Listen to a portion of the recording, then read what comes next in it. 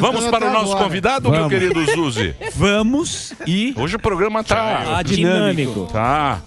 Posso colocar uma apresentação? Ela tá espetacular. Pode Edição colocar. do Esquilinho tá muito legal. Então Nosso vamos lá, convidado a partir de Esquilinho agora. Editor. Vai lá. Nosso convidado agora.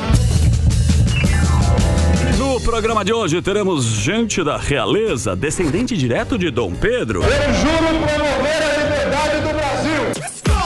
Ele é empresário, deputado federal por São Paulo, criador do movimento Acorda Brasil e também escritor. Apesar do momento atual no Brasil, acho que o momento atual do Brasil... Com vocês, Luiz Felipe de Orleans e Bragança. Um grande abraço, não desmobilizem. Aí está, o nosso convidado de hoje. Tudo bem? Tudo bom? Como é que está? Por favor. Por favor. E aí? Muito bem. Ele é muito elegante. Muito elegante. Elegância, muito né? fino, realeza. Isso. Como é que você está? Tranquilo? Ótimo, obrigado. Tô muito agora bem. tá lá em Brasília. Tô em Brasília. Assumiu agora o... Como é que tá lá o clima? Bom não tá. Bom não tá. Tava bom. O que a gente tem de bom? Acho que a oposição está se formando, então a gente tem mais deputado que vê a importância de uma oposição. O ruim é que você tem vários ministérios diuturnamente fazendo enormes besteiras e você precisa de uma oposição ainda maior e muito mais bem organizada. Então é uma enxurrada de besteira que está vindo do governo, de todos os frontes, fronte econômico, político, social. Então você precisa de uma organização à altura desse desafio. A gente não está lá ainda, mas estamos chegando mais perto. Então eu diria que esse é o diagnóstico agora. Talvez semana que vem a gente está evoluindo. Toda semana a gente está evoluindo. O que já é um grande salto do que existia em 2018. Em 2018 você tinha uma oposição, deputados que vinham aí com uma proposta nova, conservadora, liberal, e isso, só que eles agiam individualmente. E agora, por força maior, a gente precisa agir como grupo, o que é um desafio. A direita no mundo inteiro é sempre individualista, né? Então, o deputado, essa questão que todo mundo fica discutindo na internet, acho que desde 2014, quando é que a direita vai se unir, vai se organizar para ter uma oposição. Isso está acontecendo, então, no Congresso? Está acontecendo toda semana agora. O rigor é muito... eu acho que a situação se força em cima dos deputados. Mesmo aqueles que estão de primeiro mandato, estão entrando agora, têm uma visibilidade individual bem alta, não precisam de máquina pública, ou de alguém, de partido, de máquina ou de mídia, para serem relevantes na sua formação de opinião. Esses estão vendo também que, se eu não agir em grupo, tudo que eu estou fazendo aqui é fugaz. É jogar para a minha plateia, e a plateia já está ficando esperta. Eu vejo que, até pelos comentários, a cobrança em cima de mim, dos outros deputados, não tem essa coisa de deputado herói, que eu fui lá, fiz acontecer, prendi e arrebentei. Não tem isso. O deputado, sozinho, ele não faz nada. É só em grupo que ele consegue lograr o partido, né? É o partido, exatamente, uma organização. Eu diria que tem que ter muito mais do que só o grupo de deputados. Você tem que ter o deputado que aperta lá o botão, que se mobiliza, que pule o discurso perante os outros deputados, convence outros. Mas você precisa ter um partido que articula com os outros partidos, com a mídia e também ativistas que estão vinculados com os deputados e com o partido. Então você precisa de uma escadinha vertical, que é o que a esquerda tem. A esquerda tem uma verticalização completa dos deputados com o seu partido e com a sua militância. Na questão da direita não tem isso. A militância é individual, o partido é um partido de aluguel, que não tem necessariamente uma função a não ser... Que é o centrão, né? É o centrão. Que eles falam que é o centrão. É o centrão. Então, mas eu vejo que a situação é a seguinte, a opinião pública está muito evoluída. Então, a cobrança está muito alta. E o risco de não cobrar também é alto. Então, a população tem um incentivo para cobrar, os deputados têm um incentivo da cobrança para se mobilizar em conjunto, e o partido, que é no meu caso o PL, também está vendo isso. Está vendo, olha, peraí, tem uma opinião pública aqui vasta, profunda, e que está aí para ficar. Mas o pessoal não vai para lugar nenhum. E querem cobrar, os deputados querem um partido à altura. Mas a população, você tem um movimento Acorda Brasil, você não acha que a população já está cansada? Como é que participa do seu movimento e o que a população tem que fazer? Olha, o gigante acordou. A cobrança individual nos deputados é fundamental. Isso continue. Agora, precisa continuar também e extrapolar para o centrão, né? Os deputados que não necessariamente são deputados de opinião como eu, né? Que tem visibilidade, tem opinião, etc. Tem deputados lá que são... Vamos só pontuar aqui a diferença do Centrão Brasil para o Centrão Europa. Que esse fenômeno de Centrão existe só nesses dois contextos. O Centrão Europa, ele é formado por opinião política, né? Não é nem uma extrema direita, nem uma extrema esquerda. O Centrão é um centro-esquerda e um centro-direita. Então eles vão por ideologia. No Brasil, não é nem direita, nem esquerda, não é nem centro-esquerda e nem centro-direita. É dinheiro. Negócio. Isso aí, negócio. É emendas. É acesso, licitação. É cargos, é licitação. Não, esse Centrão precisa morrer. Esse Centrão precisa dar, talvez, aí, a criação de um novo Centrão, que é de fato ideológico. Que pende ou para centro-esquerda ou para centro-direita. Mas não é romantismo seu? Porque nunca teve tão forte de novo o Centrão. Pois é, mas eu acho que a cobrança também nunca teve tão forte. Então, se a cobrança vier a ter o rigor da opinião, porque, lembrando, a esquerda não ganhou as eleições legislativas. Certo. Ela não é majoritária em plenário. Tem bastante gente contra. Tem muito não esquerda lá. Tem a maioria não esquerda. Mas mesmo para presidente, ô Luiz Felipe, pô, foi pau a pau, cara. Foi pau a pau. E a turma da direita parece que sentiu derrotada. Sim. Parece que foi 60, 40, 70, 30, entendeu? Foi pau a pau. Eu acho que esses caras, esses eleitores, que a gente brinca de chamar, que é o afegão médio, é o cara, porque se você pegar lá do PT lá para trás, 20 anos atrás, esse cara montou um negocinho. Hoje ele já é um meio empresário. Tem muito isso no Brasil. Tem muita pequena empresa e tal. O cara já sacou que é esse cara que vota, que tá fazendo esse voto, que não acredita mais naquele negócio de pegar uma migalha lá, pegar um incentivo, pegar assistencialismo. Lá um assistencialismo. Ele já quer ele tocar, quer ele tocar o negocinho dele. Tem muita gente assim no Brasil. Isso foi uma mudança que a gente não percebe muito. Eu acho que esses votos é dessa galera. Mas o cara tem você vê a votação, a emenda que deve ter passado lá pro cara votar no... Todo mundo tem um interesse, Lira, no outro. Lógico. Você vê que tem. Mas o Bolsonaro também fez o mesmo esquema, né? Continua. Porque isso aí parte do próprio... Você lembra que ele falar que eu tenho a caneta BIC? Vai lá e compra os caras pra votar com ele. Aí não vira. Esse é o jogo.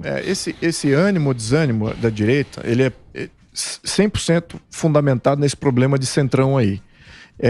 A direita se desanimou porque conhece o centrão que tem. Sabe que, poxa, peraí, a maioria é não esquerda. Só que a maioria também se vende. Então é isso que é o grande, eu diria que medo, eu diria que desincentivo para a direita. Ao passo que, por exemplo, Estados Unidos, se eles ganham, se a direita é majoritária, a direita é majoritária. Eles vão fazer uma oposição coesa, contrária ao governo. Aqui o que acontece? Quando você tem uma maioria não esquerda, não significa que você vai ter uma coesão ideológica contra o governo. Significa que o teste vai existir do governo tentar corromper ou comprar, não diria corromper, é uma corrupção branca, né? Você dá cargos, emendas, etc. É uma corrupção branca. Então, você acaba subvertendo o que deveria ser um poder legislativo independente. E o que acontece? Os deputados, em sua maioria, eles não elegem o líder de Câmara, ou seja, o presidente de Câmara, que seja um ideologista que queira fazer, de fato, uma oposição a um governo de esquerda. Eles não elegem isso, eles querem um cara que vai negociar, um cara que vai contemplar, ou seja, um cara que vai vender o legislativo para o executivo, que ali ainda tem orçamento, ali ainda tem uma série de alavancas para comprar o legislativo. E tem deputado que quer isso aí, não quer discussão, não quer briga. Então, isso aí, na minha opinião, tem que acabar. Esse tipo de deputado, na minha opinião, destrói o sistema legislativo do Brasil. Ao mesmo tempo, as alavancas que o executivo ainda tem para comprar o legislativo também destrói o poder legislativo. Então a gente está com dois problemas sistêmicos aí, onde é que se rompe isso? Com uma opinião pública muito bem formada e também agindo lateralmente. Não adianta você eleger ali o seu deputado que é da oposição, que é o cara que tem opinião, mas você tem que não eleger o cara que vai se vender. Isso é que é o fundamental, agir lateralmente. Então, temos esse desafio. Eu sinto que a galera tá esperando, né? Tá esperando. Você vê, mesmo a imprensa. Não, o povo tá na expectativa. O povo tá na expectativa, tá na rua. O cara que votou no Lula falou, será que vai? Falou muita besteira, como disse o Sami, os gatinhos arrependidos, desesperados. Mas os gatinhos têm dinheiro, os gatinhos... Exatamente. Os gatinhos eles vão para os Estados Unidos. Os gatinhos têm para onde fugir. Agora, o povo tá meio que esperando, né? Tá com... A esperança a gente sempre tem, né? Que o país vai melhorar e tal. Mas é difícil, né? Com a ficha corrida, com a escalação. A eleição do Pacheco, para mim, foi fundamental nesse otimismo e pessimismo. Se ele tivesse não sido eleito, se o Marinho tivesse sido eleito, a gente teria uma chance de ter uma oposição mais séria.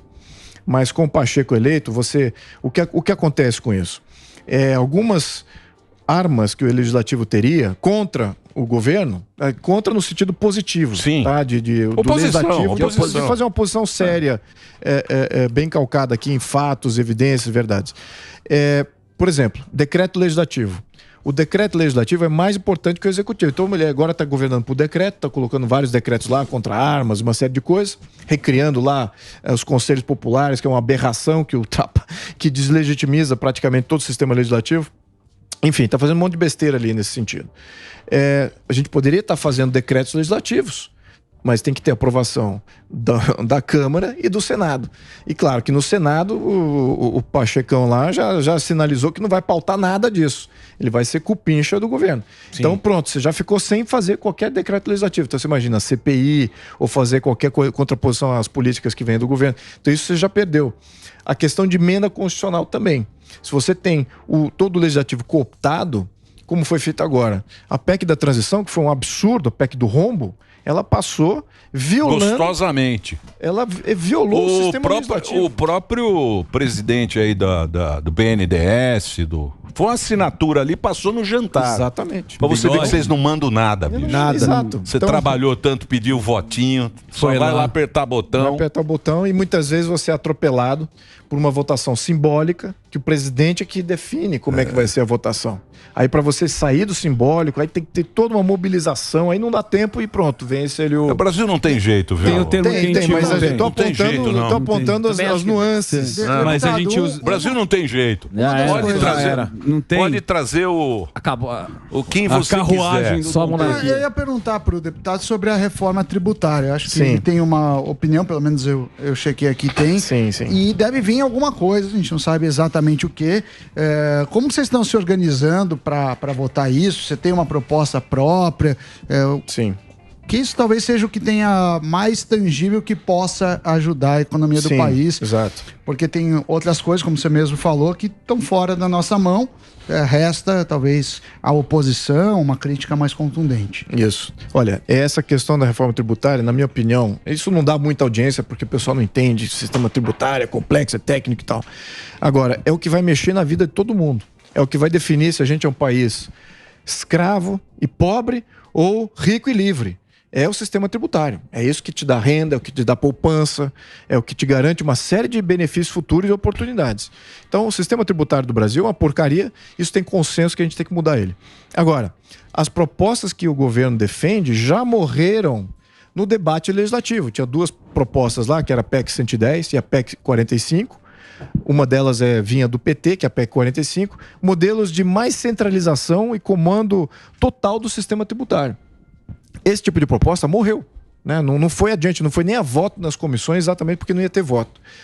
Eu fiz uma proposta na legislatura passada da PEC 7 de 2020, chamada PEC 007. Ela faz ela adequa o sistema norte-americano ao Brasil, porque a gente é modelado politicamente como os Estados Unidos, estados independentes, cidades independentes, então tem que ter um sistema tributário mais independente também. Isso passou em praticamente todas as comissões. Na última comissão, que é a comissão especial, passou com 100% de aprovação, unânime. Está pronto para ser pautado. Mas agora o que o Lira sinalizou? Que não, vamos aqui recriar um grupo de trabalho para discutir. Mas já foi discutido as 3 propostas majoritárias. E tem a do Baleia, né? Do Baleia 45. Essa já morreu na discussão. Morreu também? Morreu. Então, mas o Bernardo Apic tinha uma das propostas, ele está na equipe da Tebet, salvo engano, que... É a mesma proposta, é regurgitação, é a mesma coisa. Muda alguma coisa, acho que no período na transição. Mas a PEC é destrutiva do sistema político brasileiro. Se você for adotar essas medidas tributárias que o governo quer fazer, você acaba com a federação, com os estados e municípios. Acaba. Você não precisa mais ter prefeito, governador. Você pode comandar, que é o que eu acho que é o que eles querem. Tá bem óbvio isso. Eles querem comandar tudo centralmente. Então eles querem que todos os tributos sejam arrecadados pelo Receita Federal, Pra tanto no nível distribuir. estadual. Depois eles ficam repassando. Aí eu fico pensando, pô, e os precatórios o que é? Precatório é problema de repasse. O maior volume de precatório, são trilhões de problemas de repasse. Então, o governo federal, os governos estaduais, eles não têm uma boa tradição de repasse. E se repassa, é repasse errado. Vai repassar muito mais para um estado que contribuiu menos. Estados que têm algumas deficiências também vão receber menos, deveriam receber mais, ou vice-versa. Então, você tem todo tipo de distorção, corrupção, que é envolvido nessa questão quando você tem um poder central repassando. É isso que a gente tem que se ver livre disso. A nossa proposta vai completamente contrário a isso. Mas, claro, eu estou lutando para botar ela de novo em voga, né? Eles querem atropelar agora, que somos o Poder Executivo. Vamos fazer agora, empurrar agora a PEC 45, que já morreu na discussão legislativa. Enfim, nós não temos o legislativo independente, então temos esse tipo de situação então, mas acontecendo. tem muita coisa ultrapassada, né? Porque você vê aí esse pensamento, esse pensamento bolivariano é um puta atraso de vida, né? Total. É um puta atraso de vida, porque é uma coisa que, porra, você tem que, porra... Já viu que não funciona. Não funciona, essa conversa aí. Romantizando. Porra. Contundentes exemplos históricos que foram ignorados, né? Então, cara, mas dá tristeza isso aí, porque você vê fora, mais uma na vez. gringa. Na gringa, você vê, não, Brasil, agora voltou o Lula, voltou, você vê os índios dançando. Aí você fala, não, bicho, não pode. Nós estamos num mundo, porra, esse mundo, porra, não pode ficar parado, né, meu? Não pode ser, né? O Brasil é legal. A gente, o Brasil é legal. Com o Lula, a gente engatou a marcha ré e acelerou. Fica os índios. Eu falei, puto, Village People, sabe? Os caras meio fantasiados. Falei, não. E todo mundo acha isso lindo, Exato. né? É porque parece bonito. O mundo acha isso lindo, né? Os caras com os... Puta, eu falei, não pode, bicho. Tem que ser mais moderno, senão a gente não se integra, né? Não fica essa frente. coisa...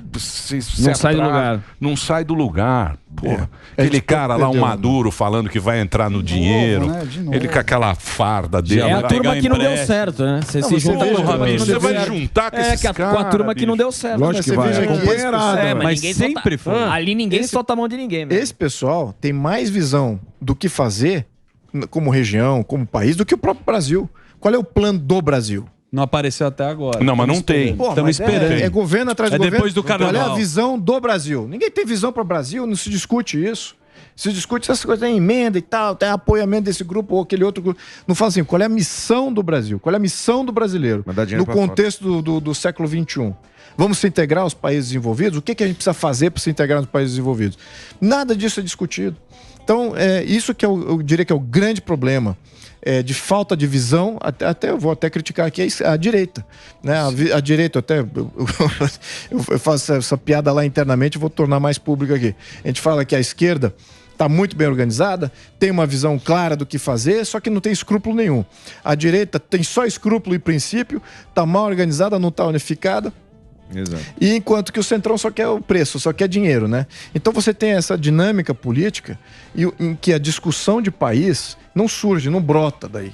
Então brota de fora do contexto político, brota na sociedade, alguns think tanks aí, o pessoal que vê. Agora, nessa discussão, se você for falar com outros observadores da região, poucos deles são brasileiros. E que estão traçando uma linha correta de para onde o Brasil tem que ir. A maioria é o estrangeiro europeu, norte-americano, até outros latinos. Mas o brasileiro em si não tem assim um pensamento muito claro. Pô, Delari, você muda o programa inteiro e fica me enchendo a paciência. Eu vou fazer um break rapidinho para o Reginaldo. Não para o Delari. Não para o Delari, porque Mesmo o Delari... ele... Reginaldo vem de cavalo. Então vai lá, Reginaldo, por favor. Pode fazer que o papo tá muito bom. A gente continua aqui. Vai lá, Reginaldinho. Boa. Muito bem, a gente continua na TV. Tem uma pergunta muito inteligente, Emílio, se você me permite. Então, mas ele pensou muito nessa pergunta. Porque assim, eu não manjo muito de política, tá? Sou um cidadão. A gente vota no candidato numa democracia, mas é um candidato que é imposto pra gente, dentre aquelas oportunidades e opções. Um sistema de prévia, sei lá, que a gente pudesse escolher quais seriam os candidatos e daí escolher em definitivo o candidato. Isso é um sonho muito distante? Não seria melhor? Melhoraria as qualidades de candidato? Sim, absolutamente. Acho que você ter prévias te aproxima dos teus candidatos, abre lembrando, o sistema partidário é que tá. A maioria dos partidos não tem um sistema partidário aberto. Isso. São sistemas partidários fechados, encacicados, né? Eles é que definem. O dono do partido. Dono do partido que vai para a lista. Lembrando agora, eu vou fazer aqui um elogio à esquerda. Os partidos de esquerda são mais bem organizados, têm mais aberturas democráticas dentro deles. Por isso que eles sempre falam em democracia. Democracia é para eles, com a visão deles. Agora, os partidos de centrão e de direita, se é que possa estar nascendo aí, esses ainda precisam se adequar a essa realidade. E lembrando, com essa opinião pública que está majoritariamente, na minha opinião, aí é que eu difiro um pouquinho. Eu não estou vendo a esquerda ainda na rua, tá? A última movimentação de esquerda que eu vi foi em 2016 pelo impeachment da Dilma e maioria lá era tudo mortadela. Então depois de 2016 eu não vi mobilização muito grande. Os canhoteiros? Não vi. Mas não tem mais sindicato? Pois é, então por isso que eu digo, a mobilização espontânea mesmo é pessoal conservador, ou os não esquerda, vamos botar um grupo maior. Não, os Bolsonaro, né? Então, mas o cara acha, esse é que é o negócio da direita também, porque a direita também, agora vamos fazer a nova direita. Eles acham que vai aparecer um Bolsonaro... Não aparece. Vem aí. Líder como Lula, Bolsonaro... É um em 50 anos. É um em 50 anos mesmo. Isso aí. Que o cara, esses caras têm eles têm o... É orgânico. Tem a manha, né? Tem a conexão visceral com a população. Exatamente. A população se reflete nesse tipo de liderança e vê o futuro também com esse tipo de pessoa lá no e a demanda mundial é populista. Esse é que é o problema. Por isso que os caras estão com esse negócio antidemocrático e tal.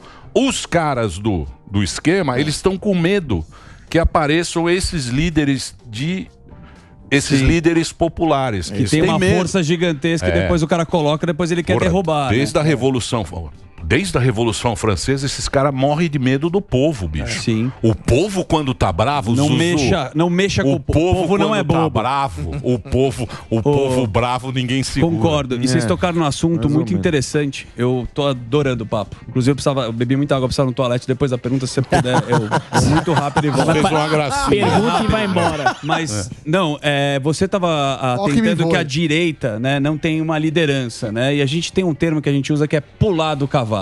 Você acha que a direita que está na política está pulando do cavalo por conveniência e você consegue ainda enxergar uma liderança forte do Bolsonaro? Ele ainda está movimentando essa direita ou você acha que ele perdeu a força? Olha, tem uma parcela de representantes que foram eleitos nessa segunda onda, né, do Bolsonaro, que de fato vão pular do cavalo, vão falar, não sou disso não, eu quero as minhas emendas, quero meus cargos. Já estão pulando, até uma parcela aí do PL já está pulando, não acho que é a maioria, mas já está acontecendo. Com relação à força dele, eu acho muito... Primeiro, é que ele não está se manifestando publicamente há muitos meses. Sim, Orlando foi um... Então a imprensa joga no colo dele um pouquinho dessa articulação toda, mas eu te afirmo aqui que de articulação com a direita ele não tem feito nada. Então, está silencioso no canto dele, esperando o momento. E, de fato, o momento está muito conturbado. O Bolsonaro... Será que ele vai fazer igual o Getúlio, ficar 5 anos quieto? E volta. O Getúlio ficou lá na fazenda, lá tomando chimarrão. Olha, aí ele voltou. Mas não quer dizer que você ficando quieto, eu já percebi, porque eu não sou uma pessoa que se manifesta muito nas redes sociais. E isso não quer dizer que você perca a voz. Você pode ficar silencioso um tempão, você ficar postando, tá sempre reagindo a tudo que acontece todo dia, de todos os aspectos. Isso não necessariamente, você parar de repente, não quer dizer que você vai perder tua voz, tua relevância. Eu acho que vai ser até bom para amadurecer e depurar um pouquinho a tua opinião e quem está com você. Então, eu não vejo negativamente ele ficando quieto, a não ser para situações assim, o que fazer com a direita, porque ela de fato está órfã. Então, nesse sentido, tem novas lideranças aí surgindo e tal. Serão esses os novos que estão surgindo, que ainda está muito cedo para dizer. Mas tem nome dessa nova direita? Tem, parece só um... Não tem muito nome. Tempo. 4 mas anos. Está falando que existe o movimento da nova direita, que de novo, parece muito aquela história 4 anos do muda sapatênis, muito. sabe? Que ainda não... Esses aí tentam se validar pelo vácuo, né? Mas eu acho que a gente tem que sair do personalismo aqui. Eu acho que quando a gente entra na questão de ideias e valores, e quem é que mais bem representa isso, que tipo de movimento mais bem representa isso, você desambigua dessa de ter uma liderança. Certo. Né? E você começa a formar, de fato, uma liderança mais, ou seja, um movimento muito mais ideológico, que é o que eu acho que o Brasil precisa. Eu vou citar aqui um exemplo rápido, tá? Certo. Por que eu falo isso? Romênia, pior ditadura comunista que aconteceu no leste europeu foi da Romênia. Foi o último país a sair do comunismo. E saiu fuzilando o líder, etc. Depois teve a eleição presidencial. Os últimos 30 anos foram dominados por eleições presidenciais cujos líderes vinham de dentro do Partido Comunista, vinculados ao Partido Comunista dos anos 80. Então, ou seja, não teve essa depuração e essa criação de novas lideranças, porque não tinha esse movimento contrário, ideológico, e era tudo meio personalístico. Quem é que vai ocupar? Quem que é o melhor? Quem melhor ocupa o poder político é quem está preparado e organizado para ocupá-lo. Não existe essa de, tá vazio, tem um vácuo. No vácuo você não forma liderança. Então, geralmente, por isso que na Romênia, só ex-líderes comunistas é que vieram a ser os presidentes subsequentes ao ditador comunista. Tinha um movimento, Ceausescu. Um pensamento formado. Exatamente, não tinha nada da direita. Também, né? E só agora, esse era bravo, hein? Matou gente pra burro. Porra, esse era bravo, hein? Exato. Ceausescu foi um carniceiro absoluto. Mas só agora na Romênia, desculpa interromper, só agora, nos últimos 30 anos, é que você vê um movimento, de fato, sem uma liderança clara, mas pela liberdade, pelos valores de fato. Demorou 30 anos. Demorou 30 anos para você criar um movimento ideológico, porque eles veem que pela liderança pessoal, isso não funciona. Né? Você cai inevitavelmente no populismo, que tem um momento fugaz, e você não cria as instituições, você não cria as leis, você não cria os partidos que vão sustentar isso ao longo do período. Então você precisa de um movimento ideológico, sim, na população crescente. É isso que está acontecendo. E agora com essa questão aí da direita com o Bolsonaro fora de jogo, porque a gente sabe que na direita ele era como se uma espécie de líder ali da direita. E aí a direita, cada um toma seu rumo. Cada um quer ser mais direita do que a direita, né? Eu sou mais limpinho. Direita sou mais direitão. Eu sou perfeitinho, eu sou mais limpinho. Mas a gente tinha o Bolsonaro como esse cara na liderança. O que o Lula fala na esquerda é meio que lei, né? E agora, pensando daqui 4 anos, caso não tenha um Bolsonaro, quem que você consegue enxergar que é o cara que vai liderar essa direita aí? Eles querem um nome. Mentalizei. A turma quer um nome. Não, mas tem nome. A turma já coloca nomes, Emílio. Eles colocam, começam a jogar pessoas como sendo a solução. Agora, eu não vejo por aí. Podem vários surgir que estão mais visíveis agora. Você tem o governador aqui de São Paulo, você tem o governador de Minas Gerais. Sim. Eu diria que esses dois aí igual na Suíça. Eles colocam 6 para ninguém crescer. Então, não tem um nome. O problema, porque o cara problema cresce. Da direita é esse. Então, mas não é da direita. É lógico que é. É da direita, é do ser humano. A esquerda é Lula e quando acabou. você vira presidente, muito poder. E você tiver muito poder, você vira meio um cara meio... Não precisa de ninguém. Dono de tudo. Dono de tudo. Entendeu? A Suíça, eles vão trocando pra ninguém subir a crista. E tem 6 sempre. Tem sempre 6. Aí eles vão trocando é um comitê, entre eles. né? É um comitê. É um comitê pro cara não crescer, pô. Qualquer cara que você colocar lá, ele vira um cara... É isso que eu diria que é uma evolução que eu gostaria de ver no Brasil. Eu acho que essa questão de o sistema presidencialista, ele fomenta populismo. Ele é um incentivo ao populismo, ao personalismo, ele é um incentivo a isso. É o cara que vai vir, salvar e tal, isso aqui. Eu não acredito nisso. Eu acredito que isso só vai dar muita instabilidade. Tá? O único país presidencialista que deu certo é os Estados Unidos. O único. Os outros países presidencialistas do mundo são todos de baixo, médio IDH ou pobres. Os países mais ricos são parlamentaristas, todos eles, praticamente. E o que existe no parlamentarismo? Você tem no parlamento ideológico como você tem na Europa. Você tem um centro-esquerda, um centro-direita. Você tem as instituições separadas do governo. Então você tem uma estabilidade muito maior. E quando você discute políticas públicas, nunca sai muito fora uma interferência muito dessa menor realidade. Né? O que um líder pode oferecer? O que é real? O que é factível? Então o populismo geralmente ele sai fora daquilo que é real. E valoriza muito mais o ideal, e o ideal é sempre desestabilizador, né? Seja pelo bem e pelo mal. No nosso caso do Brasil, eu acho que o Jair Bolsonaro foi populista? Foi um populista. Agora... caramba! Não, claro, como uma boa parte dos presidentes brasileiros foram. Agora, existe isso já está bem pacificado até no contexto. Você vê os acadêmicos falando de populismo e tal. O populismo, se ele é usado para melhorar as instituições, porque tem um antigo cientista político que fala que o grau de institucionalização no país eu diria que é o futuro, né? Você institucionalizar tudo. Ao mesmo tempo, isso é a criação de uma tirania. Né? Na minha opinião, nós já estamos nessa tirania. Nós já estamos na tirania de Estado. Então, o populismo é bom para romper com a tirania de Estado. Então, eu particularmente falando, na minha opinião, eu vi o populismo do Jair Bolsonaro como benéfico para romper com a tirania de Estado que nós temos. Isso já ultrapassa a atualidade. Estou falando de mais de... certamente depois do pós-guerra. Então, é que foi criada essa realidade. Então, eu vejo o populismo, quando é com esse intuito de romper com algumas instituições e torná-las mais abertas, sair de ser instituição fechada para tornar uma instituição mais aberta, só o populismo faz isso. Não pode deixar também na mão da instituição que ela vai se abrir naturalmente, a não ser que você tenha um sistema de freio contrapeso que não deixa ela se fechar. Mas o que nós temos? Agência reguladora que pode passar multa, os caras não são eleitos. Eles governam por normas, isso não são eleitos. A mesma coisa um TSE da vida. De onde já se viu um TSE governar o país da maneira que está governando? Mas não tem freio contra peso. Você leu o Estadão? Você leu o editorial do Estadão? O Estadão deu uma cutucada no Alexandre. Sim. Muito educadamente. Lógico.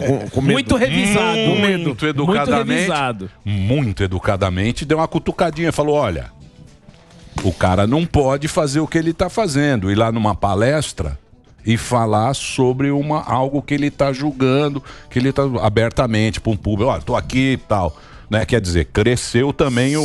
Mas, lembre-se, eu não vou falar isso. Eu vou falar. Vai? O pavão de hoje é o espanador de amanhã. Nunca se esqueça disso. E o destaque do carnaval. Certo? Bom, mas... A gente está animado. Pô, eu queria agradecer a tua presença aqui. Vocês estão animados, poxa. Eu comecei aqui bem... Do quê? Desanimado? Não, eu comecei aqui, a reação não foi tão animadora assim. Quando você chegou, a gente aplaudiu pra cacete, fizemos uma chamada. A primeira reação não foi tão boa assim. Você achou que não? Você achou que a gente recebeu mal? Eu dei uma esfriada aqui. Você é querido. Não, a gente tá atuando. Eu gosto de falar a verdade. Eu gosto de falar o que é real. É lógico. Também não ficar... Falsa esperança não é comigo, não. Eu acho que tá todo mundo esperando alguma coisa, esperando um projeto do país, esperando... Mas isso que eu até perguntar para o deputado, qual é a pauta? Porque... Olha, a pauta no momento, antes eu diria, se a gente tivesse um segundo governo do Bolsonaro, a pauta seria espetacular, na minha opinião. Em 2026 a gente teria um país de fato líder mundial, dominando e definindo os rumos da humanidade, tá? Em 2026. Bom, não temos o governo do Jair Bolsonaro. Temos aí um novo populista que, como eu mencionei, engatou a marcha ré e está acelerando. Está acelerando para de volta para o início do século XX. Isso, exatamente. Lá para trás, né? Revolução Russa, etc. Está voltando atrás. Companheirada. Esquerda revolucionária. Isso aí. Cujos ideais já foram completamente retirados da discussão de países aí mais evoluídos. A gente ainda está com esse retrocesso aqui na nossa região. Muito bem. Então, com relação a isso, e dado o fato que a oposição ainda está se formando, eu espero que daqui a uma semana, se a gente refazer essa entrevista, talvez a gente tenha boa notícia. Talvez não sei. Na atualidade, a gente está formando uma oposição. A gente vai começar as votações essa semana. E aí a gente vai começar a ver quem de fato é a oposição, o tamanho da oposição, e se dá de fato para a gente ter uma linha de defesa contra os projetos do governo. A linha de defesa que eu via como sendo bem tangível, mais tangível do que a atual, era a presidência do Senado e a presidência da Câmara. Ali sim você teria uma linha de defesa muito mais clara, se por acaso fossem... Para não engavetar o... Mas já foi, não fazer o que estão fazendo, entregando o legislativo para o executivo.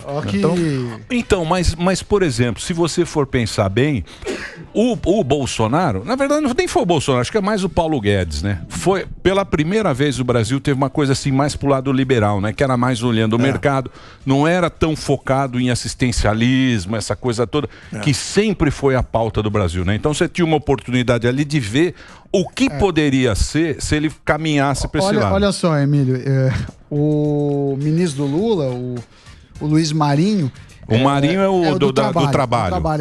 Perguntaram para ele, tem algumas empresas saindo, preocupadas, e falaram, você não tem medo, por exemplo, do Uber sair do país? Aí ele falou, não, se o Uber sair, a gente chama os Correios.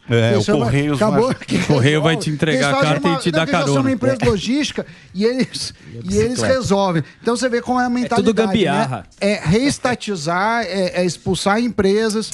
É um caminho errado. Se as empresas não estão querendo vir para cá ou estão saindo, a gente tem que se perguntar o porquê. É muito ruim. Às vezes eu fico pensando se a oposição, e se eu quisesse ser realmente oposição, eu não estaria criticando o governo. Se eu realmente quisesse ser oposição, eu estaria falando assim, olha, governo Lula, é isso aí, estatiza tudo. Não, mas é... Aumenta impostos. Aí, meu amigo. Afundar o barco. Vai 100% de imposto. Acaba com a herança. Tira a herança de todo mundo. Acaba com a propriedade privada. Faz isso aí mesmo, Lula. Faz rápido. Por quê? Não, mas aí é a teoria do Paulo Guedes. Ele falou assim, o brasileiro só vai saber o que é a Venezuela o dia que a gente chegar lá. Pois é, mas o problema da Venezuela é que não foi rápido. 25 anos. É que tinha uma oposição lá.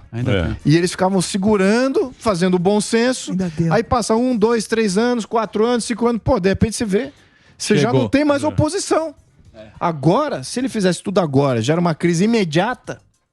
Você tem um problema... Tá torcendo pra dar errado muito rápido. Pois é, não, seria um pensamento. Se eu fosse realmente oposição, eu falaria, Lula, você tá fazendo a coisa certa. Vai com tudo, acelera esse plano comunista aí rápido. Entrega o Brasil pra Argentina, pra Venezuela. Pergunta pra eles o que eles querem do Brasil. Entrega tudo logo. E olha, acaba com o nome Brasil também, com a bandeira. Tira logo essas cores verde e amarelo. Bota tudo vermelho. Faz isso aí logo. Sami já comprou passagem. Isso é oposição. Tá fechando ali. A reação a isso ia ser muito brutal. Agora, se a gente puta anarquista, hein? Se a gente faz uma que oposição... o cara é da monarquia, é um puta anarquista. Tirou a coroa, meu amigo. Eu tô falando se eu fosse oposição. Sim, mas ele é elegante. Né? O senhor é então, fofo. o que a gente tá fazendo... Isso aí. Nosso princeso. O que a gente tá fazendo aqui é a saída de bom senso. É tentar preservar tudo aquilo que a gente construiu aí dos últimos 500, 600 anos de existência, né? Como ideia, como país, etc. Então, isso, na minha opinião, neste momento aí, eu já não sei o tamanho da força. A gente ainda vai medir essas forças agora, as próximas semanas. Muito bem. Mas se de fato a gente for atropelado, então vamos ver. Muito bem. Luiz Felipe de Orleans e Bragança conversou aqui com a gente. Ele é deputado federal. Ele tem um livro bacana. Eu ganhei o seu livro, que é o... Porque o Brasil não dá certo. Libertadora. Porque o Brasil é um país que não dá certo. Porque o Brasil é um país que não dá certo. Eu tenho esse livro lá. É muito legal. Tá à venda o livro? Tá à venda, ótimo.